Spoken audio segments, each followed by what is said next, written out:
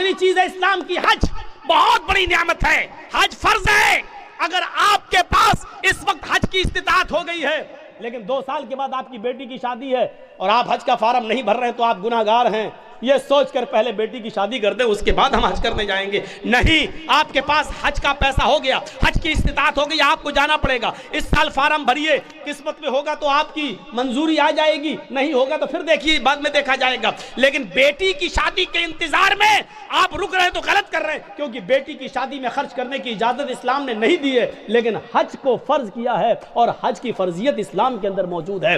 اور اگر کوئی امیر آدمی جو ابھی تک حج کی استطاعت رکھتا ہے 3-4 لاکھ روپے خرچ کر کے حج کرنے جا سکتا لیکن نہیں جا رہا ہے، اگر اسی حال میں اس کی موت ہو گئی تو مات علی المجوسیہ، تو وہ مجوسیت کی موت مرے گا۔ یہ اللہ کے نبی نے فرمایا کہ وہ اسلام پر نہیں، مجوسیت کی آگ کا پجاری ہو کر مرے گا، اس کا انتقال اسلام کے اوپر نہیں ہوگا۔ مات علی المجوسیہ، وہ مجوسیت پر مرے گا۔ ایک حدیث کے اندر آتا ہے مات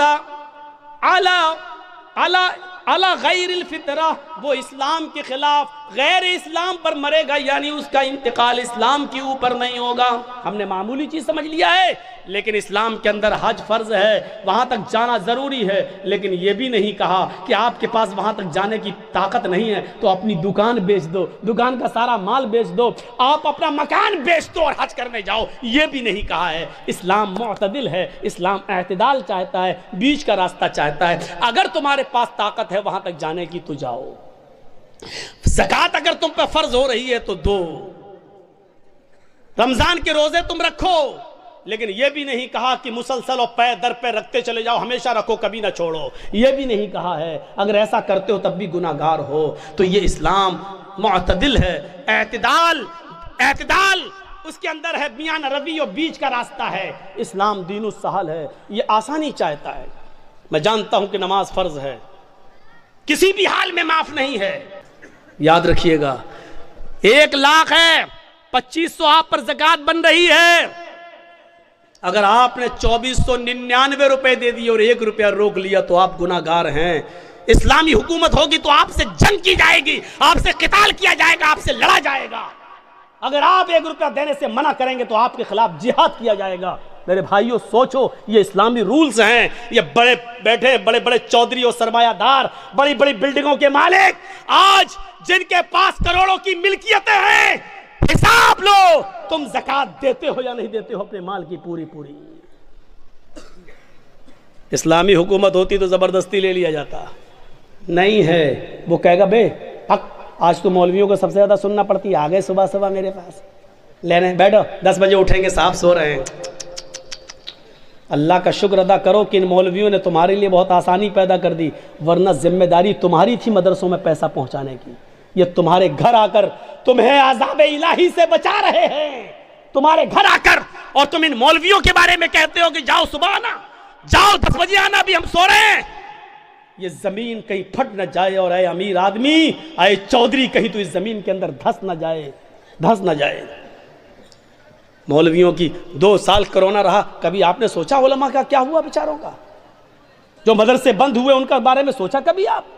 ایک مولانا صاحب مسجد میں دعا کر رہے ہیں، وہ ویڈیو بڑا وائرل ہو رہا ہے۔ 26 سال تک انہوں نے کسی مسجد میں امامت کی، 26 سال کے بعد ان کی تنخواہ کتنی ہوئی؟ 12,000۔ اب وہ مسجد میں جمعہ پڑھانے کے بعد، جمعہ ختم کرنے سے پہلے دعا کر رہے ہیں، اللہ 26 سال میں نے اس مسجد میں جمعہ پڑھایا ہے، اس مسجد میں نماز پڑھائی ہے، آج میری تنخواہ 12,000 ہے، جتنی میری تنخواہ ہے اتنی تنخواہ، اتنا ہی کاروبار، اتنی ہی دولت کا مالک مسجد کے سیکریٹری کو بنا دے، مدرسے کے سیکریٹری کو بنا دے، مسجد کے متولی کو بنا دے۔ سب چپ۔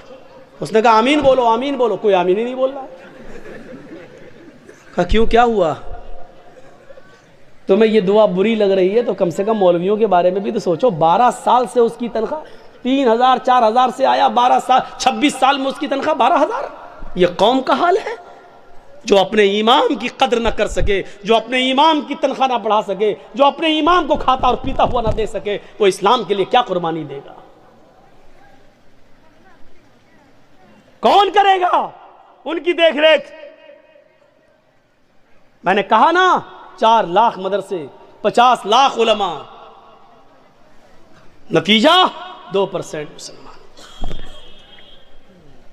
نماز فرض ہے، دن بھر مصلی بچھا کر نماز پڑھنے کی اجازت نہیں۔ زکوٰۃ فرض ہے، لیکن اسلام نے یہ بھی نہیں کہا کہ تمہارے پاس جو کچھ سب غریبوں میں دے دو اور خود فقیر بن جاؤ، یہ بھی جائز نہیں ہے۔ دیکھ رہے ہیں آپ، اور جو ایسا کرتا ہے وہ بیوقوف اور پاگل ہے۔ اسلام نے جتنا بتایا اتنا دو، اس کے بعد جو اور دے سکتے ہو وہ تمہارا صدقہ و خیرات ہوگا۔ زکوٰۃ جتنی بنتی ہے اتنی تو دو کم سے کم، لیکن پورا کا پورا سب کچھ لٹا دینا اور اپنے آپ کو کنگال کر دینا، اسلام نے یہ نہیں سکھایا۔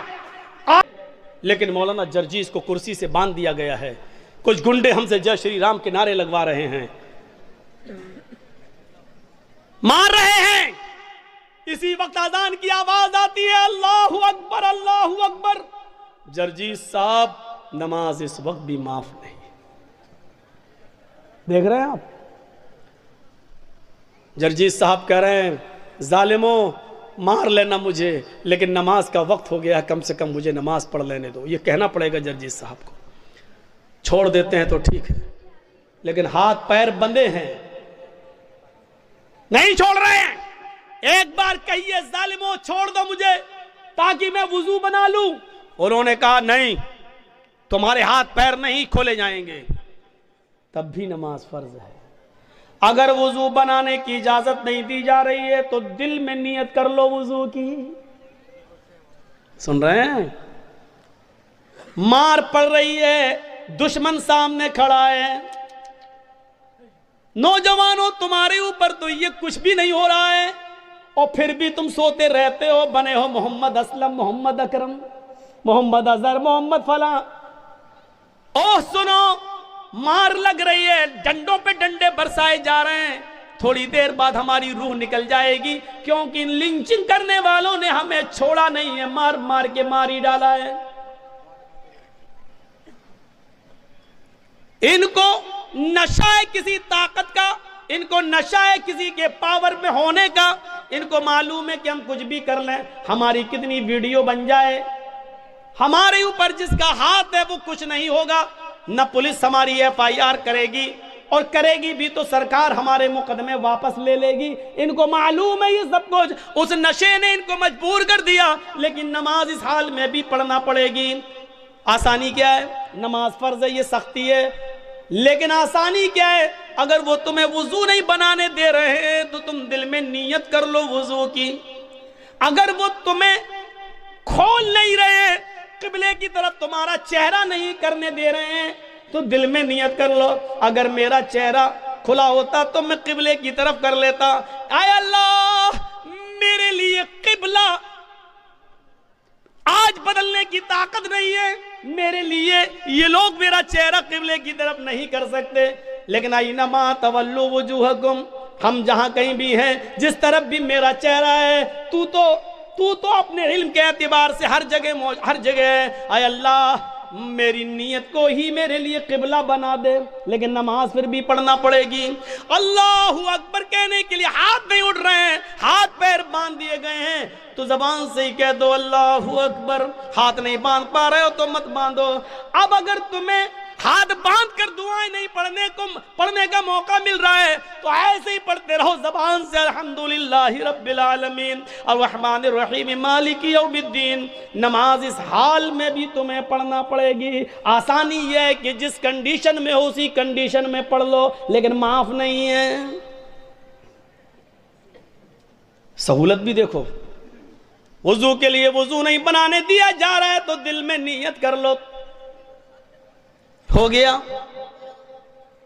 یہ ہے آسانی۔ اسلام دین السہل ہے، اتنی آسانی دنیا کی کسی مذہب کے اندر نہیں ہے۔ سفر میں رمضان کا روزہ نہیں رکھ سکتے ہو، سفر میں ہے، جا رہے ہو، چھوڑ دو، کوئی مذائقہ نہیں۔ وَإِن كُنتُمْ فِي سَفَرٍ، اگر تم سفر میں ہو تو تم اس روزے کو چھوڑ دو، جب سفر پورا ہو جائے بعد میں جتنے روزے تمہارے چھوٹے ہیں وہ رمضان کے بعد انہیں پورے کر لو۔ میرے بھائی، یہ قرآن اس بات کی اجازت دیتا ہے، شریعت اس بات کی اجازت دیتی ہے۔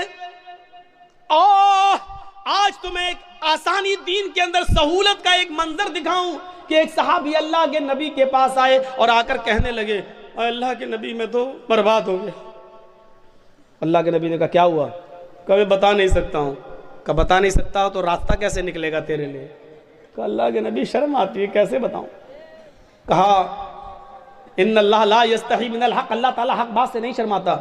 اس نے کہا اللہ کے رسول روزے کی حالت میں بیوی سے ہم بستری کر لی۔ رمضان کا روزہ تھا، روزہ فرض روزہ میں رکھا ہوا تھا اور روزے کی حالت میں بیوی سے ہم بستری کر لی۔ اللہ کے نبی نے کہا اوف، تو چلیے ہو گئی غلطی، کوئی بات نہیں، کفارہ ادا کر دو۔